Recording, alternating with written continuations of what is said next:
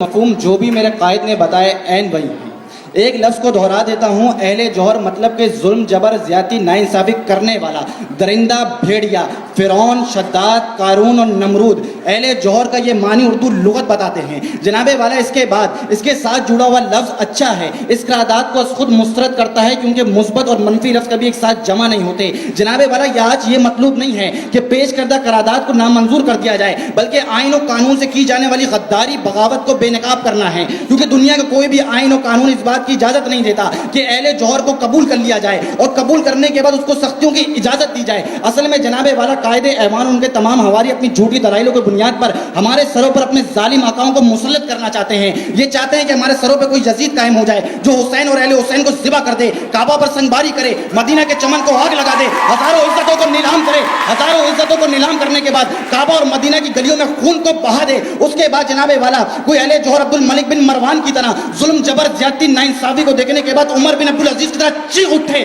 یا خدا دیکھ تیری دنیا ظلم سے بھر گئی ہے، امن و سکون کو پیدا کر۔ یا پھر کوئی اہل جوہر جناب والا داعش اور طالبان کی صورت میں ہمارے سروں پر آئے اور بنو عباس کی طرح جناب والا شہر پہ قبضہ کرنے کے لیے 50,000 جانوں کا نذرانہ دے دے اور اس شہر کی جامع مسجد کو اپنے گھوڑوں کا استبل بنا لے۔ یا پھر جناب والا کوئی اہل جوہر کے خلاف، ظلم کے خلاف، زیادتی کے خلاف،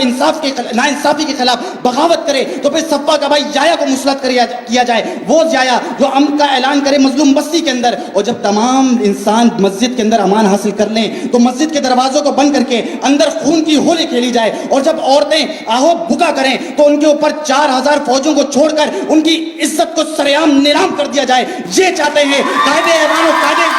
کے ساتھی۔ اور اس کے علاوہ جناب والا یہ صرف قرارداد آئین سے غداری بغاوت نہیں ہے، یہ اجازت نامہ ہے۔ اجازت نامہ دنیا کے جوہری ریاستوں کو، اسلام کے دشمنوں کو، ان کو جو امریکہ اسرائیل بھارت کے نام پر ہیں، جو چاہیں ان کو اجازت دے رہے ہیں کہ آج غیور امت کے بیٹوں اور بیٹیوں نے تمہیں اجازت دی ہے کہ فلسطین، چیچنیا، بوسنیا، عراق کو اور کشمیر کو تباہ و برباد کر کے رکھ دو، کشمیر کی عزت کو نیلام کر دو، بیت المقدس کو شہید کرو، مساجد کو آگ لگاؤ، ہمارے صحابہ کی قبروں کو نکال کر ان پر کوڑے برساؤ۔ تمہیں اجازت ہے کہ کوفہ اور بغداد میں عورتوں کی چیخیں نکال دو، اس دنیا کو دوبارہ سے کربلا بنا دو۔ یہ غیور امت کے بیٹے کہہ رہے ہیں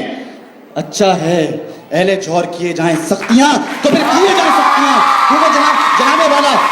اس قرارداد کے بعد اگر یہ منظور ہوتی ہے تو اگر ان کے گھروں میں سے کسی ملالہ کے بھیجے میں گولی ماری جائے تو فریاد نہ کرنا، ان کے باپ کو قطار میں مار دیا جائے تو فریاد نہ کرنا، تمہارے گھر کو ایک جگہ جمع کیا جائے اور پارا، چنار، کوئٹہ اور پشاور کی طرح آتش نمرود میں جلا دیا جائے تو فریاد نہ کرنا، تمہارے گھروں میں سے کسی معصوم 3 سال اور 5 سالہ بچی کی عزت لوٹنے کے بعد اس کے چہرے پر تیزاب پھینکا جائے تو فریاد نہ کرنا۔ اور ابھی جب تمہارے قوم کے اہل جوہر اس ایوان میں گھس کر ان ننھیوں پریوں پر گولی کی بوچھار کریں تو دامن نہ چھپانا بلکہ سینے پر گولی اٹھانا۔ جناب والا اس کے ساتھ نہ صرف یہ بلکہ اگر ان کی عزتوں کو نیلام کیا جائے اور گجرانوالہ کی طرح کسی ان کی بیٹی کو سر عام ننگا کر کے دنیا میں گھمایا جائے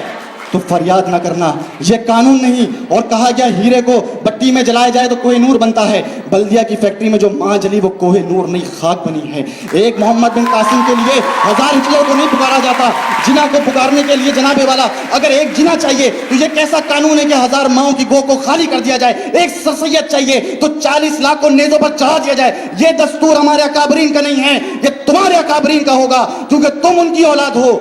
جو رنجین سنگھ کے دربار میں آئے دن پائے جاتے تھے۔ اور اچھا ہے کہ اہل جوہر کیے جائیں سختیاں کہ جس دن تم نے میرے باپ کو گالی دی تو پلٹ کے جب میں تمہارا سر اکھاڑ دوں گا